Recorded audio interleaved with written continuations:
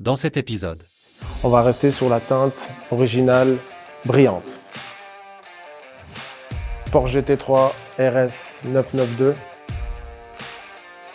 Sa petite sœur, la GT3 991.2. Alors on se retrouve devant cette magnifique M3 Touring compétition. Du coup, on va la protéger comme on avait pu faire sur celle de Seb Delaney. Vous avez pu voir sur les autres vidéos. Mais du coup, là, on va pas passer comme du Frozen Stilt. On va rester sur la teinte originale brillante. Donc, on peut voir que là, on a déjà protégé le pare-choc avant avec les parties carbone plus le brillant ici. Aussi sur les latéraux. Donc, toute la voiture, les parties noires brillantes. Et aussi la demande du client, comme celle à Seb, les arrières de siège. Donc ça, c'est aussi quelque chose qu'on peut faire. On voit qu'ils sont en train de poser. On va pas trop les embêter.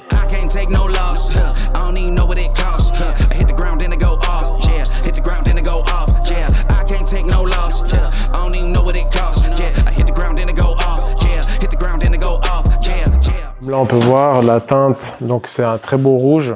Donc le client était satisfait de la couleur et on avait hésité à faire du Frozen sur cette couleur aussi, mais il a décidé de garder cet éclatant métallique qui va très bien aussi. Et du coup, on a aussi avec ce noir uni une différence et vraiment un rendu assez dynamique. Donc c'est aussi un très bon choix d'avoir gardé sur cette teinte-là le côté brillant. Et il a aussi pris l'option céramique avec les pinces de frein. On voit qu'elles sont mates, donc ça c'est assez cool. Cette partie ici qui est très complexe, du coup on peut la protéger aussi, on va le faire.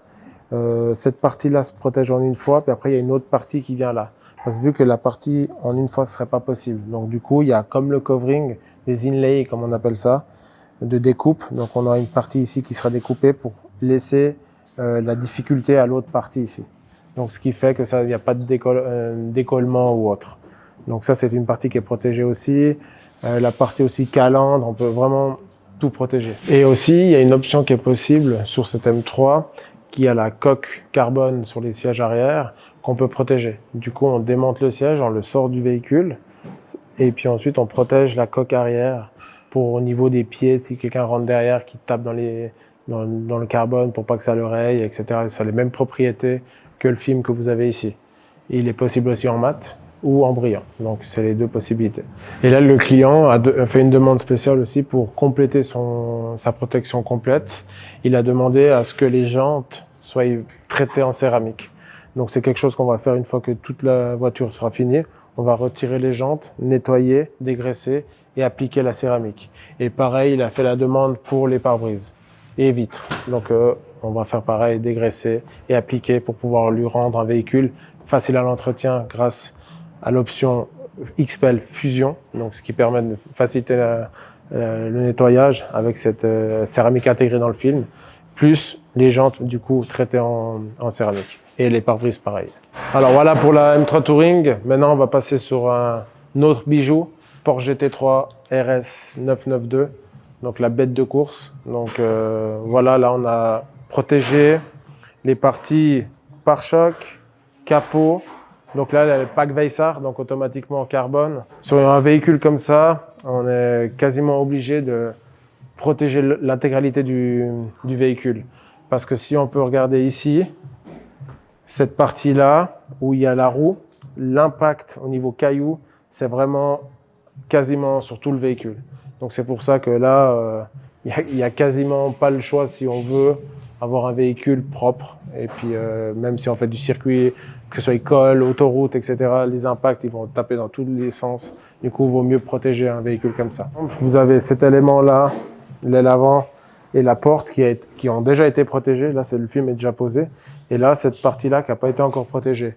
Et là, on voit très bien qu'il n'y a pas de différence de teinte. Donc ça, c'est très important que si la personne veut faire un masque avant, c'est possible et il n'y a pas de différence de teinte. Ensuite, sur ces GT3 RS, il y a des parties qui sont comme ça, noires brutes. Et cette partie-là ne peut pas se protéger parce que c'est du PU, comme on appelle ça, c'est du brut. Mais ce sont des pièces qui ont été faites pour être changées. Ensuite, on va passer sur l'arrière. Bon là, exactement, on voit très bien d'origine, ils mettent un semblant de XPEL à cet endroit ici. Mais si le caillou il arrive ici, automatiquement, on a mis cette pièce pour rien parce que tous les impacts ils vont arriver tout autour. Donc c'est plus esthétique qu'autre chose. Parce que là, il faut vraiment protéger l'intégralité de l'aile. Parce que les impacts ils vont arriver de là, ils vont taper ici, ici, ici. On a vu une voiture comme ça qui est revenue de circuit. On a vu les taches de gomme, etc. Ça est venu dans tous les sens, ici, ici. Donc c'est vraiment un véhicule, il faut protéger l'intégralité. Ensuite, on a l'aileron. L'aileron, on va protéger la partie qui est ici peinte en blanc et la partie carbone.